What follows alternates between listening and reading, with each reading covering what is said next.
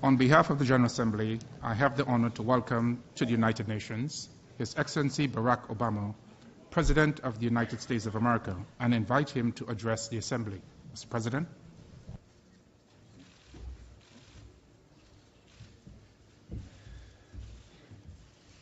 Mr. President, Mr. Secretary General, fellow delegates, ladies and gentlemen. Each year, we come together to reaffirm the founding vision of this institution. For most of recorded history, individual aspirations were subject to the whims of tyrants and empires. Divisions of race and religion and tribe were settled through the sword and the clash of armies. The idea that nations and peoples could come together in peace to solve their disputes and advance a common prosperity seemed unimaginable. It took the awful carnage of 2 world wars to shift our thinking. The leaders who built the United Nations were not naive. They did not think this body could eradicate all wars. But in the wake of millions dead and continents in rubble, and with the development of nuclear weapons that could annihilate a planet, they understood that humanity could not survive the course it was on. And so they gave us this institution, believing that it could allow us to resolve conflicts, enforce rules of behavior, and build habits of cooperation that would grow stronger over time. Now, for decades, the United Nations has in fact made a difference, from helping to eradicate disease, to educating children, to brokering peace. But like every generation of leaders, we face new and profound challenges, and this body continues to be tested.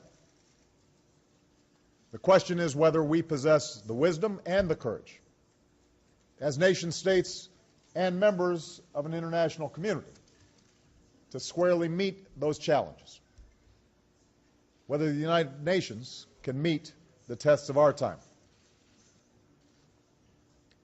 And for much of my tenure as president, some of our most urgent challenges have revolved around an increasingly integrated global economy and our efforts to recover from the worst economic crisis of our lifetime.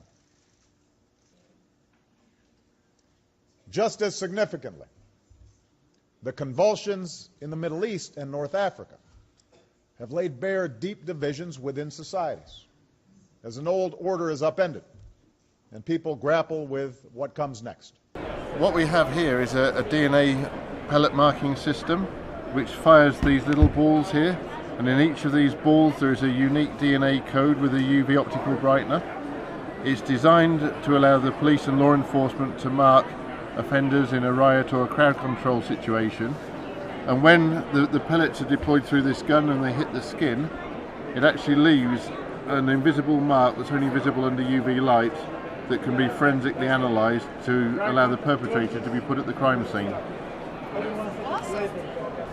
So earlier you mentioned that this is available to law enforcement only, but if someone was interested in obtaining this for their department, how could they get a hold of you?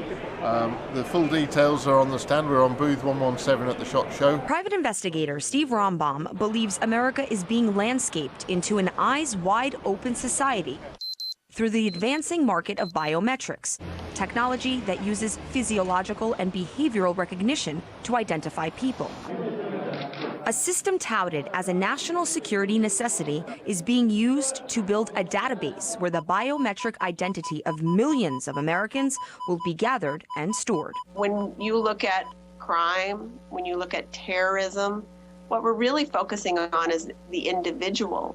And so if you are interested in reducing crime or reducing terrorism, you do have to focus on the individual. And biometrics is a way of connecting the person with a measurement. Recognition of unwanted visitors. Face recognition and iris scanning are the current tools of the trade. However, scientists are reportedly developing new technology aimed at identifying anyone from much greater distances. If researchers are successful, the Defense Department may eventually be able to detect individuals by ear shape, heartbeat, walking patterns, and possibly even odor.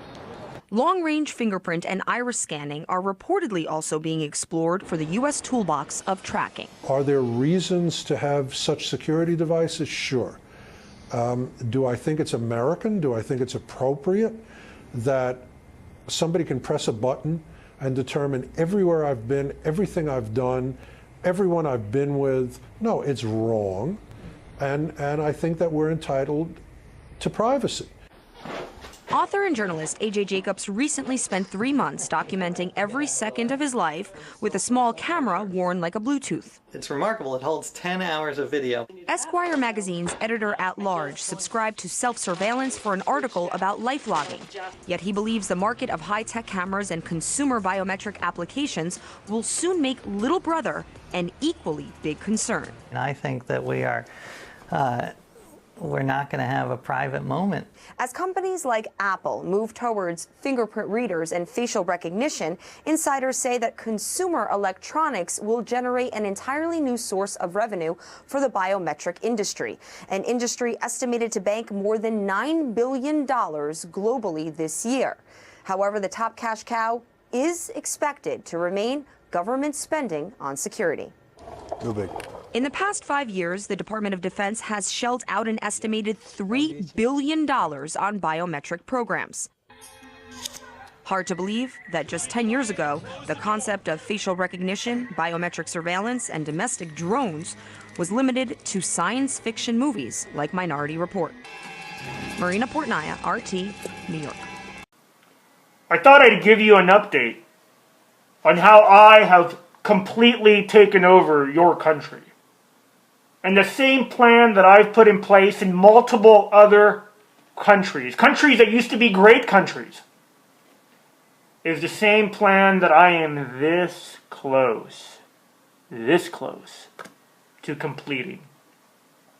Let's first talk about the currency, or your US dollar. You see, your US dollar is pretty much toilet paper right now. And all of my buddies that think they're so cool over at the Federal Reserve that are working for me, because I'm the big boss here, I'm the one that they worship, all of those guys continue to inflate your currency, debase your currency, and eventually when your currency falls, the inflation that it will export will be so massive that the rest of the world will hate Americans. That's my plan. And it's working beautifully. Inflation's running rampant. You know it. But through my media outlets, they continue to tell the flock, the sheeple, that there's no inflation. And people have been so dumbed down, they don't even know what inflation is until it's too late. So damn right I'm going to keep up the money printing, because I'm the one who decides. Not Bernanke. And not even Janet Yellen, who'll be the new Fed chief. I decide what happens, because I run your country. What about running both parties? You see, I gotta tell you, out of all of the plans that I've set up, the two-party system is probably my favorite. In fact, your founding fathers warned you about it, but through my brilliant educational plan, which I'll get to in a second, founding fathers today are just seen as white slave-owning terrorists. Isn't that absolutely brilliant? But see, your founders warned you about the two-party system. They told you it was morally bankrupt. But today, when one party's elected, and they do an absolutely abysmal job, the rest of Americans run to the other party, and there is no difference at all. In the den of vipers in Washington, yeah, I understand there's a few holdouts, maybe Rand Paul, Ted Cruz, but let me tell you, me and my people are doing everything we can to get them too. Just like we've gotten your president, just like we've gotten McCain and Lindsey Graham and all these other guys, because they work for me. I run your country now. What about education? That's right. Yesterday you saw a dad in Baltimore being arrested because he thought he had the gall to ask a question at a school board meeting. Well, that's not the way it works anymore, America. Questions are not allowed to be asked. Common Core is the new law of the land, and that's right. It comes down from the UN, and your kids are going to be worker bees. They're going to work for all the multinational companies that I run.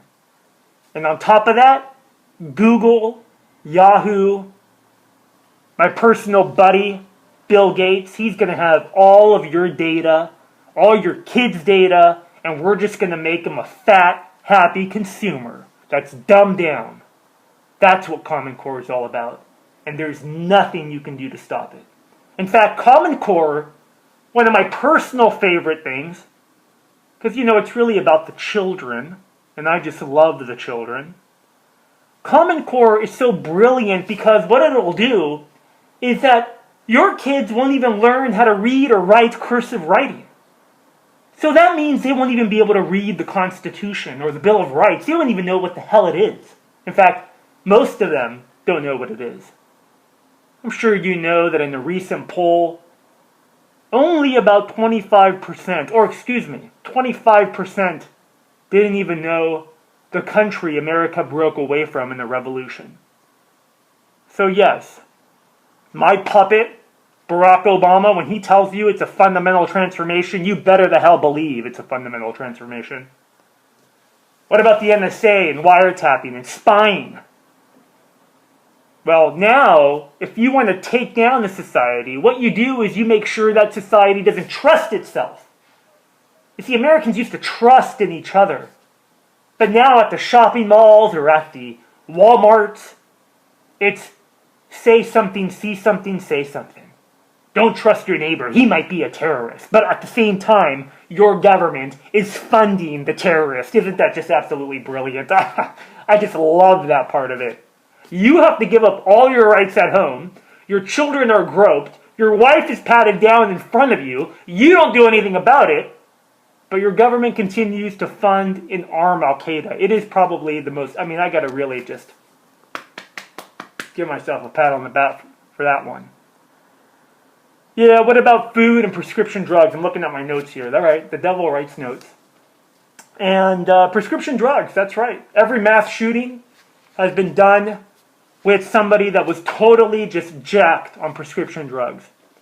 America is the #1 taker of prescription drugs. And not just prescription drugs, but mind-bending prescription drugs. The ones that make you go nutbag, cuckoo, loco. Why do I do that? Because eventually, there'll be more of them. And guess what? They're coming for your guns, Americans, and they're going to take them. And there's nothing you can do about it. What about the food supply? You want to know why cancer rates are up 1,000+%? You know, I remember a couple hundred years ago when I used to have to deal with real food. It's like, you know, like that was kind of cool to eat real food. Today you eat GMO food, genetically modified food, filled with chemicals and additives that corrupt your insides. I understand there's some of holdouts out there that are still trying to eat organic or non-GMO. But know this. If you're a farmer, I'm coming for you. If you're a small farmer with an organic farm, I'm coming for you. And so are my buddies at the U.S. government. They're coming for you too. Lastly, it's the morality. You see, Americans have been so dumb that they've allowed me to take down the 10 Commandments, the very fabric of a moral society. Rules of a moral society, I'm taking those down. And there's nothing you can do about it. And so your children grow up with no morality. The new morality, what's replaced the 10 Commandments is Grand Theft Auto and the Kardashians. That's the new way. You want to get famous, Americans? You want to be a star? Just go have a sex tape. That's the new America. That's the way we roll in America. To quote Anthony Weiner. You see, America, I'm taking over. I understand there's a small patriotic group of you that are trying to stop me and my agenda and the people that work for me, but you will fail. This is your notice.